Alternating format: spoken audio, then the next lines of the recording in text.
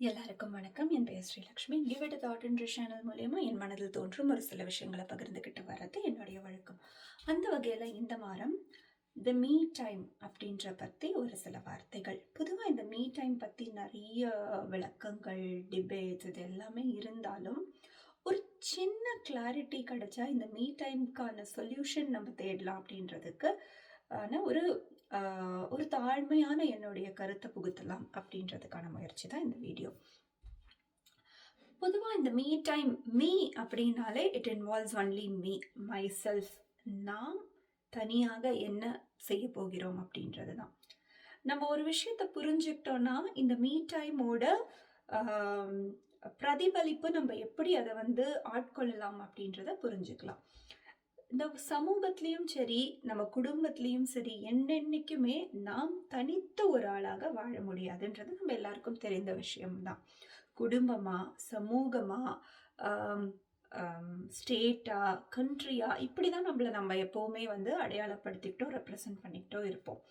இதற்கு நடுவுல நாம் என்ன செய்கிறோம்ன்ற நம்மளுடைய இண்டிவிஜுவாலிட்டி வேணா ஒரு இடத்துல மீ அப்படின்றத குறிக்கிறதுக்கான ஒரு வாய்ப்பாக இருக்குமே தவிர, நான் என்ன செய்கிறேன் என்பது கூட எங்க அதை கொண்டு போய் என்னுடைய திறமைகளையோ என்னுடைய வேலைகளையோ சாத்தியக்கூறாக்க முடியும்னா அது ஒரு சமூகத்திடையே தான்.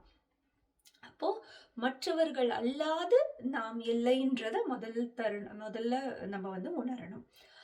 அடுத்தபடியாக இப்ப நம்ம ஃபேமிலிக்குள்ள நம்ம புகுத்திக்கிறப்போ, நம்ம ஒரு வயது வரை, ஒரு 20, 23 வயது வரை நம்ம எல்லாருக்குமே சற்று குடும்பத்தினருடைய பாரம் சுமப்பது என்பது கொஞ்சம் தளர்த்தப்பட்டிருக்கும் ஒரு விஷயம். ஏன்னா நம்ம இன்னொருவருக்கு பிள்ளைகளாக இருக்கும் வரை நம் மீது பெரிய சுமைகள் விழுவதில்லை. இது பெரும்பாலான ஒரு சதவிகிதத்தை எடுத்து பார்க்கும்போது, அப்போ அந்த பர்டிகுலர் டைம்ல நமக்கான ஸ்பேஸ் கொஞ்சம் எக்ஸ்பேண்டடா இருக்கும்.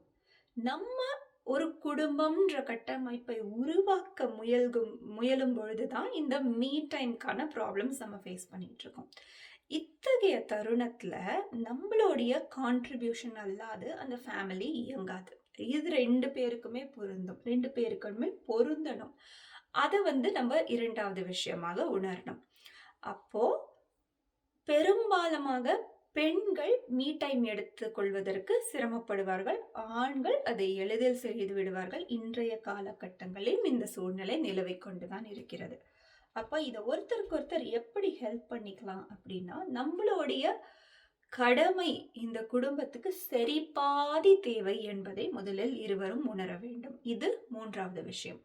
அப்படி உணர்ந்த பிறகு நம் கடமை நம் சரிவர செய்து விட்டோமா? ஏன்னா நம்ம இல்லாம அந்த குடும்பம் கிடையாது, அது இயங்கவும் இயங்காது. அப்ப அத்தகைய தருணத்துல நம்மளுடைய கான்ட்ரிபியூஷனை நம்ம சரிவர கொடுத்துட்டோம் அப்படின்னா, உதாரணத்துக்கு யாராக இருந்தாலும், ஆணா இருந்தாலும் சரி, பெண்ணா இருந்தாலும் சரி, அன்றைக்கு எல்லோரும் வீட்டில் சரியா சமைச்சு சாப்பிட்டுட்டாங்களா?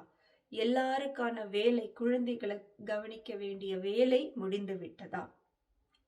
நம் அடுத்த நாளுக்கு செய்யக்கூடிய விஷயங்களுக்கு நம் தயார் நிலையில் உள்ளோமா?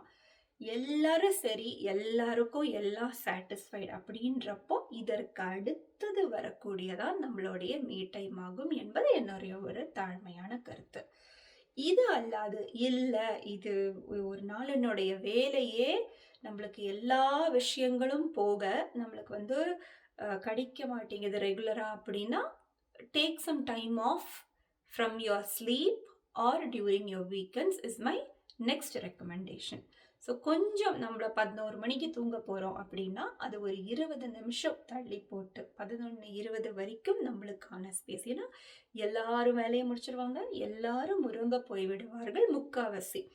அது ஆணாக இருந்தாலும் மீ டைம்ன்றது நம்ம மட்டும்தான். அப்போ மற்றவர்கள் என்ன செய்து கொண்டிருந்தாலும் அது எல்லாம் சாப்பிட்ருப்பாங்க, எல்லா வேலைகளும் முடிஞ்சிருக்கும், ஓய்வுக்கான ஒரு தருணம். அந்த ஓய்விலிருந்து வாரத்தில் ஒரு நாளோ மாதத்தில் ஒரு நாளோ ஒரு 20 நிமிஷமோ அரை மணி நேரமோ கிராப் பண்ணி நம்மளுக்கான தேவையை பூர்த்தி செய்து கொள்வது என்பது ஒரு வகையாகும். இல்லை எனக்கு காலை நேரத்தில் செய்ய வேண்டிய, நான் தனியாக வெளியே சென்று பார்க்க வேண்டிய இடங்கள் இருக்கின்றன என்றால் வீக்கெண்ட்ஸ். அப்போ இந்த வீக்கெண்டுக்கு நான் இதெல்லாம் செய்கிறேன், ப்ரிப்பேர் பண்ணி வச்சுட்டு நான் வந்து ஒரு வீக்கெண்டில் I am taking my time off அப்படின்றது இன்னொரு வகையில் சரியானதாகும். எதற்கு நான் இவ்வளோ பிளானிங் போடணும்? It's just me, it's all about me, I need my me time and ஸ்பேஸ்ன்னு சொல்லும் பொழுது தான் மறுபடியும் நம்மளுடைய கடமை மீறலுக்கான ஒரு விஷயம் அங்கே தென்படுகிறது. அது அப்படித்தான் இன்றைய நிலைமையிலையும் பார்க்கப்படுகிறது. அது ஒரு விதத்தில் உண்மையும் கூட. ஏன்னா ஏற்கனவே நான் சொன்னது போல, இல்லாத அந்த குடும்பத்தின் ஒரு கை இல்லாதது போல. அது எப்படி வந்து ரொம்ப கஷ்டப்படுமோ, ஒரு கை இல்லைன்னா நம்ம எவ்வளோ கஷ்டப்படுவோமோ, அப்படிதான் ஒரு ஆளினுடைய ஒரு பங்களிப்பு இல்லாதது. அப்ப அந்த பங்களிப்பு முழுவதையும் கொடுத்த பிறகு நம்மளுடைய ஸ்பேஸை எடுக்கும்போது எந்த வித பிரச்சனையும் நம்மளுக்கு அது ரிஃப்ளெக்ட் ஆகாம நிம்மதியாக அந்த மீ டைமை இன்னும் ஹாப்பியா எடுத்துக்கலாம் அப்படின்றதும் என்னுடைய ஒரு தாழ்மையான கருத்து. இது எல்லாமே எனக்கு கிடைக்க மாட்டேங்குது. ஃபார் எக்ஸாம்பிள், இப்போ குழந்தை பிறந்திருக்கு, ஒரு இன்ஃபென்ட் இருக்கு, 24 ஹவர்ஸும் வந்து பிஸியாவே நம்ம லைஃப் ஓடிக்கிட்டு இருக்கு அப்படின்ற இருக்கிறவங்களுக்கு இன்னும் சிறிது காலத்து பிறகு மறுபடியும் அந்த மீ டைம்கான ஸ்பேஸ் நம்ம கிடைக்க போகும் என்ற எண்ணம் ஒரு சமாதானமாக அமையலாம். இல்ல முன்னோக்கி செல்ல முடியல, பின்னோக்கி பார்ப்போமே ஆயின் நம்மளுடைய வாழ்க்கையில அட்லீஸ்ட் ஒரு 20 வருஷம் கண்டிப்பாக அந்த மீ டைம் நம்மிடையே தான் இருந்திருக்கும். அதை நம்ம கிராப் பண்ணிட்டோம். Now it's time to run for someone else and that someone else is a part of us. இந்த மாதிரி ஒரு புரிதலுக்குள்ள நம்ம உட்பட்டு விட்டோமே ஆயின் மீ டைம் என்பது இனி எப்பொழுதுமே வந்து ஒரு மற்றவர்களிடம் இருந்து பெற்றுக்கொள்ள வேண்டும் என்பதோ, ஒரு போர்க்காலத்துக்குரிய ஒரு விஷயமோ, இல்ல மன்றாடி கேட்கக்கூடிய ஒரு விஷயமோ, இத மாதிரி அல்லாது ஒரு சுமூகமான நிஜமான மீ டைமாக அது அமையும் அப்படின்றது என்னுடைய ஒரு தாழ்மையான கருத்து. மீண்டும் இன்னொரு வீடியோல சந்திக்கிறேன். நன்றி, வணக்கம்.